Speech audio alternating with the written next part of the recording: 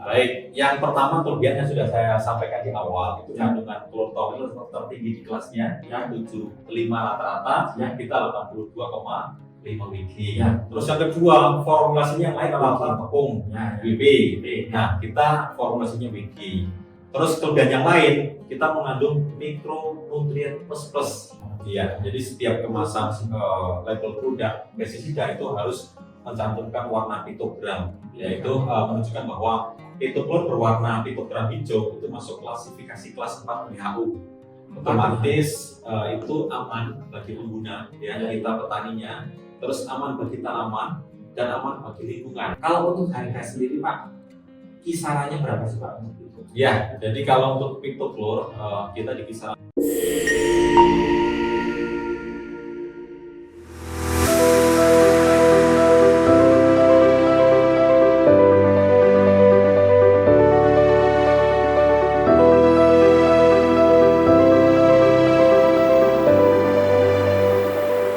Assalamualaikum warahmatullahi wabarakatuh.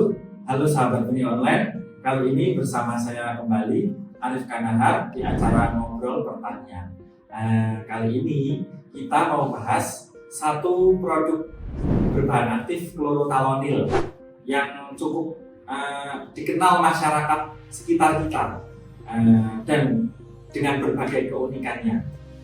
Namanya pitoklor. Kali ini kita bersama Bapak Budi selaku apa Pak dari PT Territory Manager. Territory Manager Pak Budi. Siap. Ya, Pak Budi, boleh perkenalan singkat dulu Pak? Silakan. Baik, terima kasih. Izinkan perkenalkan nama saya Budi Ma'arif. Posisi saya sebagai Territory Manager di PT Farm Indonesia untuk wilayah teritori Cabang 02.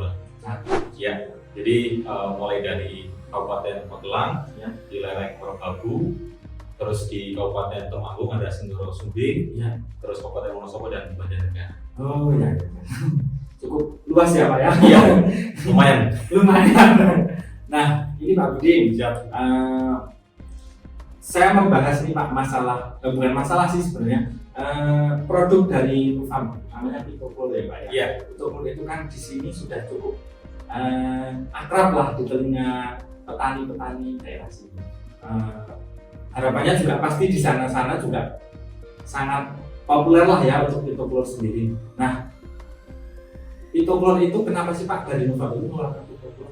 Iya, jadi betul sekali yang disampaikan oleh Pak Arif Kanahar bahwa Nova mengeluarkan produk pitoklor adalah sebagai solusi bagi para petani yang mengalami kendala terhadap serangan sumbatan ataupun pitoptora pada tanaman baik itu kentang, tomat ataupun tanaman vegetable yang lainnya, yang harapannya kita bisa menjadikan solusi bagi para petani atas permasalahan yang dihadapi. Nah itu sudah berapa lama Pak pitoklor? Pitoklor saya masuk di Farm kurang lebih di 2010 ya. 2010. Iya, berarti sudah hampir 13 tahun kita mempromosikan produk pitoklor di wilayah Cabang 02. Jadi mungkin sudah teman-teman petani sudah perlu laku lagi.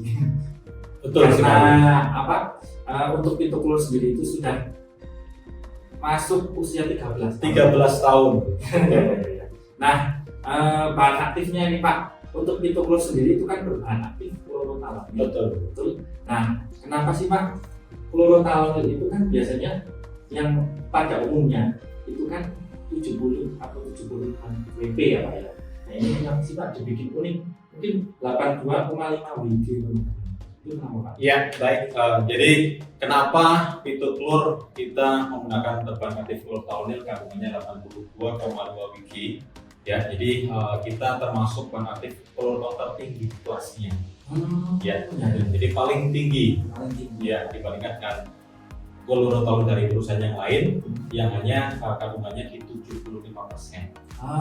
Ya, berarti memang dipilihnya angka ini mungkin supaya unik ya Pak. Ya, dan memang tertinggi di kelas klorotalonil. Nah, terus untuk formulasinya Pak, ya kan biasanya WP. Betul. WP itu mungkin teman-teman ada yang tahu singkatannya WP. WP apa Pak? Iya, jadi pitoklor ya, kita bukan WP ataupun vegetable powder ya. Kita formulasinya dalam WG, vegetable granule ya, yang mempunyai kelebihan itu formulasi paling bagus di kelasnya sehingga mudah larut, ya, tidak mengendap, ya, dan larut sempurna ke dalam larutan semprot. Gitu. Jadi tidak meninggalkan residu, ya. Betul. Dan yang pasti karena kita granul, otomatis ukuran partikel dari fitoplur itu ya kecil-kecil sekali. Ya, kita lihat dulu ketika tragedi Gunung Merapi, ya, di 2010, ya, itu kan kita sampai dengan Wonosobo, Banjar terkena abu vulkaniknya. Ya, kita lihat ketika di abu itu menggunakan mikroskop itu kan terlihat kayak pecahan kaca yang sangat tajam, ya, kecil-kecil. Ya. Nah, samanya dengan fitoplur itu WG kita, granul kita kecil sekali, Pak. Jadi kelebihannya itu mudah sekali masuk ke dalam jaringan tanaman, sehingga otomatis akan lebih cepat mengobati dan mengendalikan tanaman yang terserang fitoptor ataupun busuk daun. Seperti itu. Berarti kalau bedanya WG sama WG itu memang kalau WG larutannya lebih sempurna dan ukuran partikelnya paling kecil dibandingkan dengan WP. Karena kalau WP itu kita lihat dengan mikroskop, dia butirannya agak besar. Jadi ukuran pori-pori tanaman itu kan kecil sekali. Nah, makanya kenapa kita produksi dengan WG itu agar lebih mudah terserap ke dalam jaringan tanaman, masuk ke dalam jaringan tanaman. Beda dengan yang WP itu akan besar-besar, ya, sehingga tidak semuanya bisa masuk ke dalam jaringan tanaman. Otomatis nanti terhadap pengobatan atau pengendalian terhadap serangan fitoptora dia akan lebih susah. Lebih lambat gitu. Betul sekali. Ya. Nah, kalau fitoplur sendiri itu cara kerjanya seperti apa sih, Pak? Baik, jadi fitoplur adalah fungisida, cara kerjanya kontak, ya, yaitu untuk mengobati penyakit busuk daun atau busuk batang yang lainnya, itu lebih melindungi di bagian luarnya. Nah, nanti untuk yang bagian dalamnya kita punya obat suntikan yang namanya fungisida sistemik, seperti itu. Nah, untuk fitoplur sendiri itu sebenarnya kan sudah banyak, ya, Pak, untuk misalkan dengan sasaran fitoptora infestans, mungkin bisa mancozeb, bisa chlorothalonil, bisa simoxanil. Kenapa sih, Pak, ada fitoplur itu sebenarnya kan sudah banyak mancozeb yang lain, gitu, ya. Sekali. Nah, itu kenapa sih dikeluarkan lagi untuk chlorothalonilnya? Bedanya apa sih menggunakan chlorothalonil dengan menggunakan mancozeb? Iya. Jadi menjadi kebiasaan, ya, bagi para petani kentang khususnya di dataran tinggi Dieng, ya, ketika hanya menggunakan aplikasi di bahan aktif chlorothalonil, ya, kenapa mereka sudah menggunakan mancozeb, ya, sudah cukup hanya mancozeb, tapi kok kenapa harus ada lagi chlorothalonil, ya, karena cara kerjanya sama kali kontak, ya. Nah, ini, Pak, jadi kalau mereka hanya mengaplikasikan chlorothalonil satu di nepak di daun itu kan, Pak, kalau bahasa di sini adalah pupuri.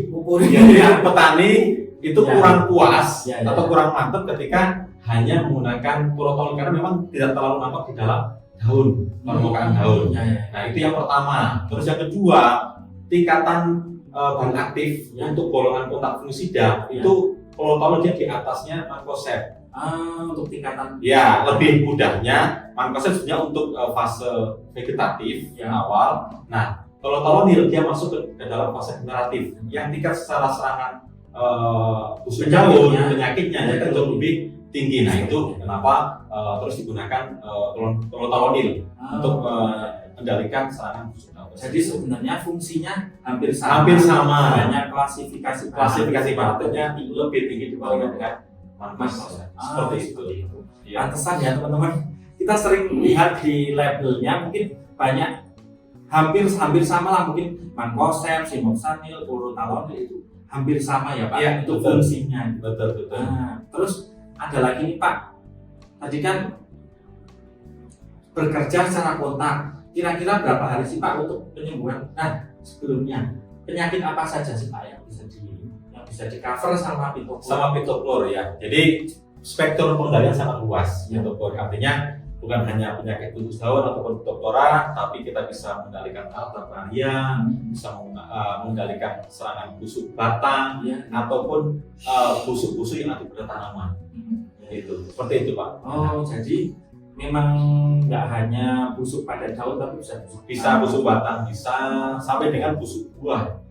Ya, itu bisa, apalagi ditanam misalkan ada cabai, Di sini kan mungkin banyak cabai, tomat, Ya, gitu ya, itu ya. bisa masuk ya. bisa masuk untuk mengendalikan serangan busuk buah atau palet pada tanaman cabai dan yang lain. Gitu. Nah, untuk cara kerjanya sendiri, kira-kira dari awal disemprot sampai dengan kelihatan nih kira-kira berapa lama?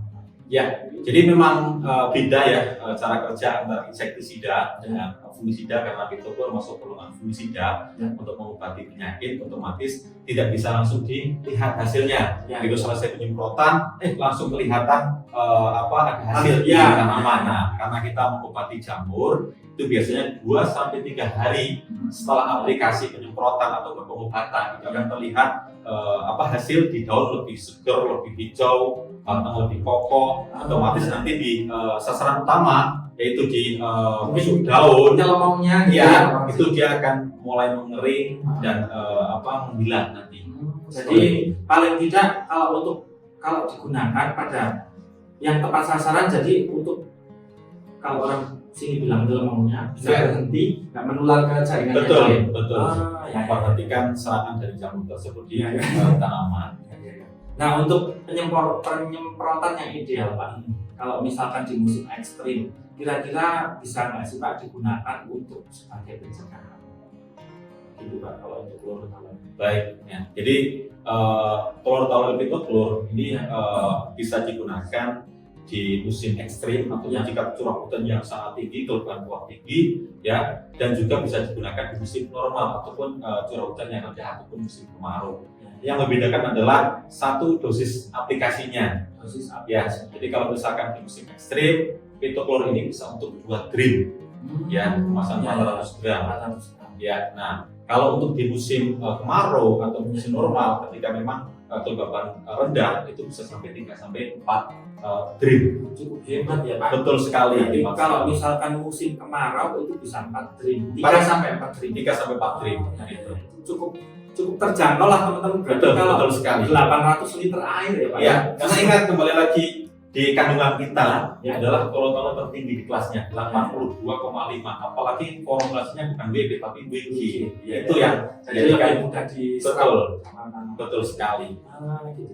Selanjutnya nih Pak, untuk intervalnya Pak, jika belum terkena penyakit untuk pencegahan itu sebaiknya berapa hari sekali ya? Untuk kembali ke interval ya, kita lihat musim juga ya, karena ketika musim hujan otomatis tingkat kelembapan sangat tinggi ya. Interval biasanya di dataran tinggi dia itu 2 hari sekali ataupun 0,2.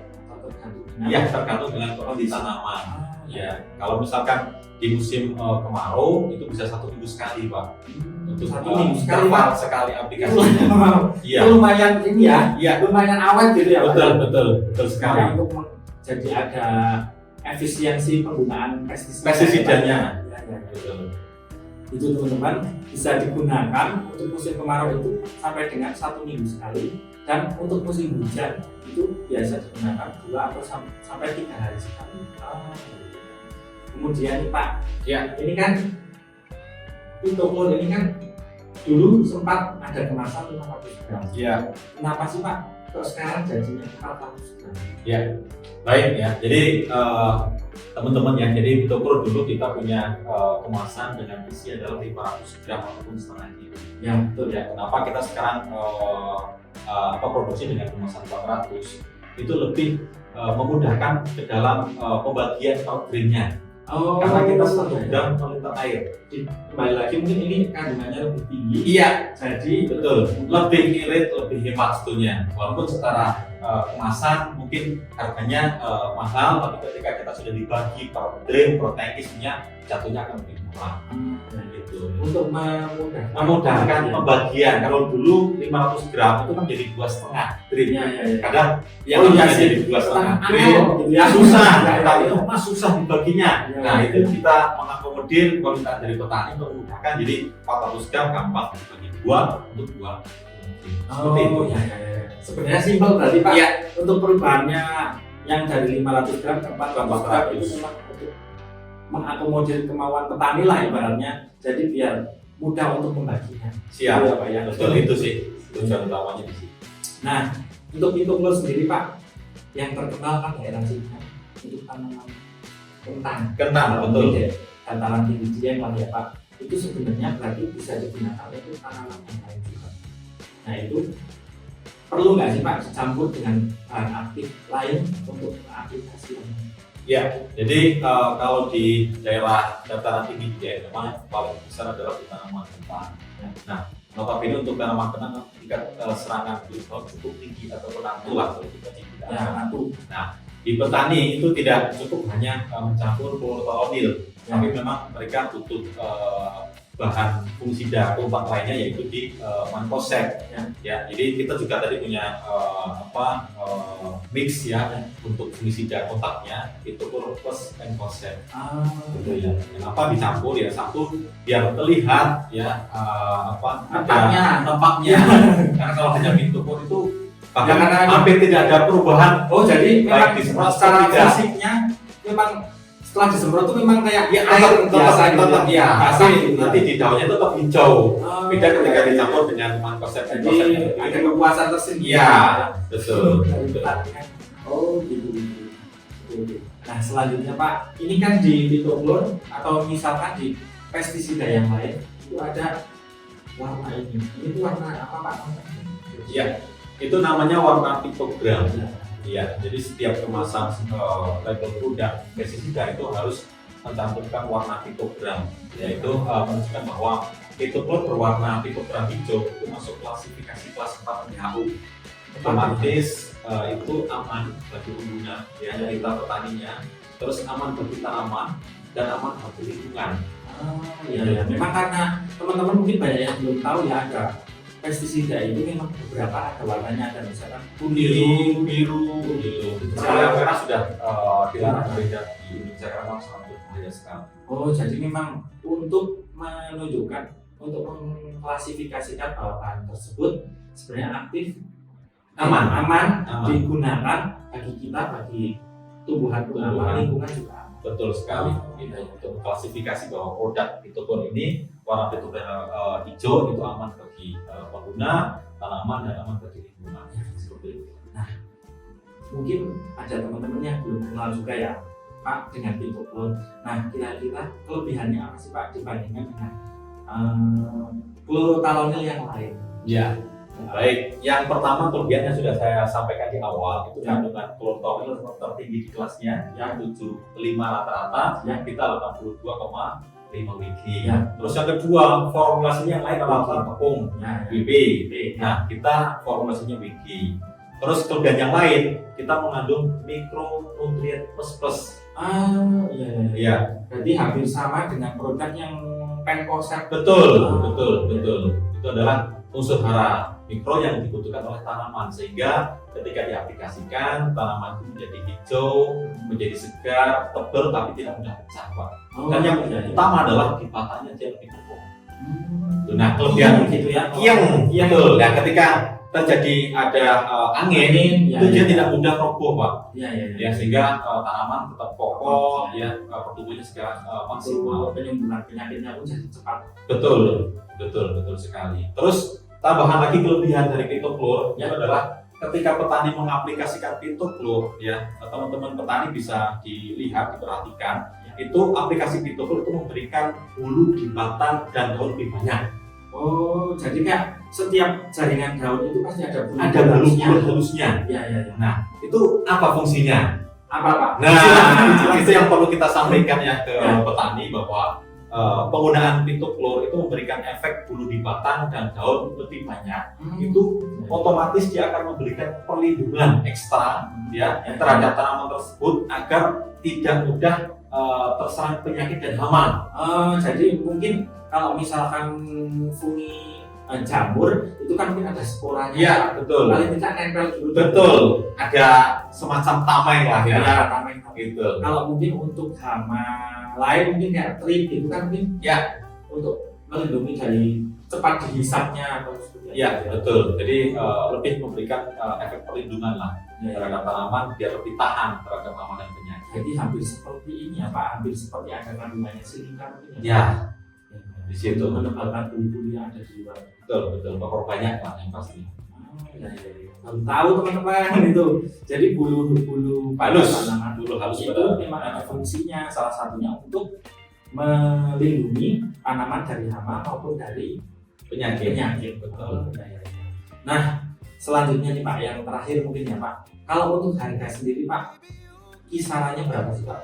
Ya, jadi kalau untuk pictochlor kita di kisaran 110 sampai 115 ribu per kemasan 400 gram. Sebenarnya hemat ya Pak ya. Hemat Nggak sekali. bisa.